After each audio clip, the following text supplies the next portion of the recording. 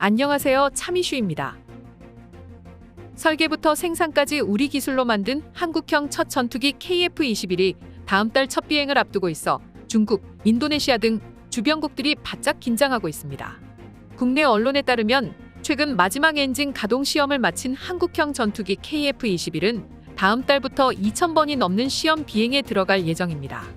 엔진 가동 시험은 엔진을 점화해 추진력이 제대로 나오는지, 엔진 자체 동력으로 전투기 기능이 제대로 작동하는지 확인하는 지상 시험 마지막 단계로 첫 비행을 위한 마지막 관문을 넘은 겁니다.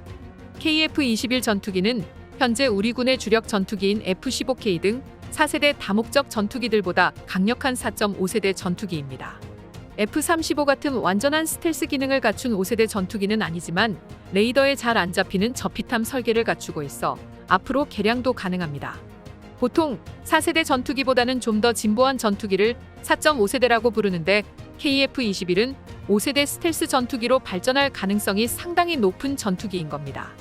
해외에선 KF-21을 액면 그대로 4.5세대로 보는 시각도 있지만 실질적인 5세대 전투기로 간주하는 전문가들도 많습니다. 미국이나 중국 등 외부의 견제를 의식해 대놓고 얘기하지 않을 뿐 이미 최첨단 항전 장비의 스텔스 기능까지 겸비한 5세대 전투기라고 분석하고 있는 것입니다. KF-21이 실전 배치되면 최대 속도는 음속의 1.8배에 2,900km를 비행하는 성능을 갖추게 되며 최첨단 AESA 레이더로 목표물을 실시간 추적할 수 있습니다.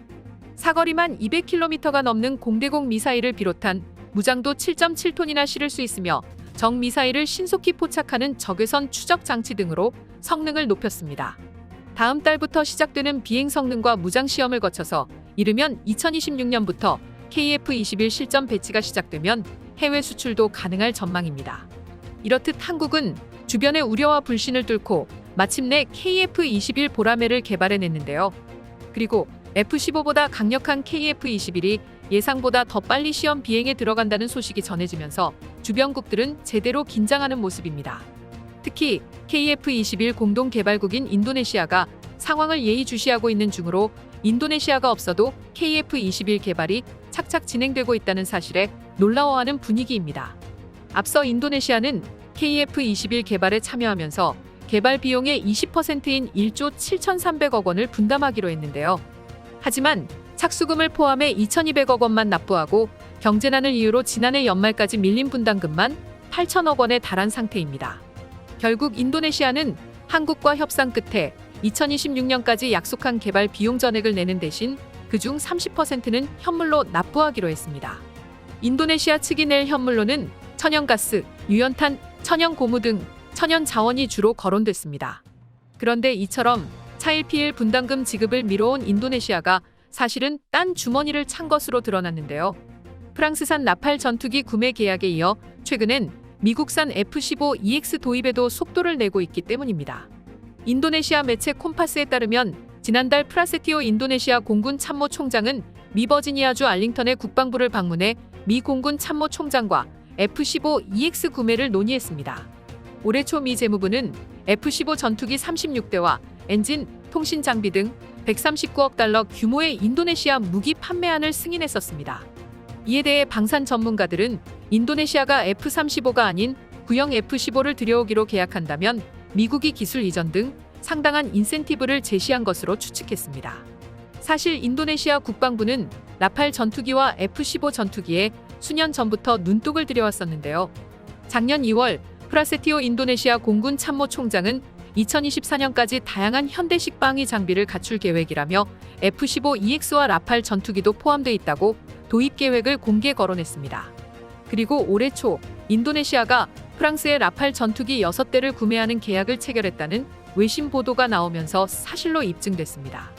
인도네시아의 이러한 행보에 한국 방사청은 KF-21에 미치는 영향은 없다며 KF-21 공동개발과는 별도의 사안으로 판단하고 있다고 밝혔지만 사실 속이 타들어가는 상황입니다. 일각에서는 라팔이 2070년까지 운용 가능할 것으로 보여 인도네시아의 KF-21 최종 구매 대수에 빨간 불이 켜진 것 아니냐는 우려도 나옵니다. 인도네시아 재정 상황도 좋지 않은 상황으로 인도네시아 국방부는 KF-21 연체금 상환을 위해 재무부에 예산을 신청했지만 코로나 대응으로 예산이 부족하다며 더 기다려달라는 입장을 전한 것으로 알려졌습니다. 그런데 최근 한국이 보란듯이 KF-21 양산 막바지에 들어가면서 일각에서는 1월 바에는 인도네시아를 아예 배제하자는 목소리가 커지고 있습니다. 인도네시아와 계약을 파기하고도 사업을 진행할 수 있는 기술력과 재정이 충분하기 때문입니다. 한국의 전투기 제조 기술만 슬쩍 빼가려는 인도네시아를 애초에 사전 차단하는 게 우리 국방 산업에 더 이득이 될 수 있다는 의견도 나오고 있는데요. 실제로 국내 누리꾼들은 국제 관계에서 국가 이익을 위해 배신이 난무하는데 계약 파기는 어려운 일도 아니다. 보상만 충분히 하면 된다. KF-21 성능이 우수하다면 아무 문제 없다. UAE 등 사업 파트너를 바꿔도 된다는 반응을 보이고 있습니다. 첫 국산 전투기 KF-21 보라매를 선보인 한국은 그 이유까지 내다보고 있는 상황인데요. 현재 군사 강국들은 5세대 전투기를 넘어 6세대 전투기를 개발하고 있는 중으로 미국은 2028년에 러시아와 중국은 2035년에 6세대 전투기를 내놓겠다고 선언했습니다. 그리고 작년에 우리 군도 KF-21을 넘어 6세대 전투기를 보유하기 위한 계획을 수립하기 시작했습니다. 공군은 새 전투기의 유무인 복합 체계와 레이저 무기를 장착하겠다는 청사진을 그리고 있는데요. 이를 위해 유무인 전투 임무기 복합 체계 임무 효과도 분석 및 한국형 차세대 전투 임무기 구축 방안 연구 용역을 발주했습니다. 연구 내용은 한반도 전장 환경에 최적화된 유무인 전투 임무기 복합 체계에 적합한 항공기 편성과 소요량을 도출하는 것으로 유무인 전투 임무기 단계별 구축 방안도 제시됩니다. 앞으로 등장할 6세대 전투기에 유무인 복합 체계 운영 개념이 필수가 될 것으로 보고 미리 대비하려는 겁니다.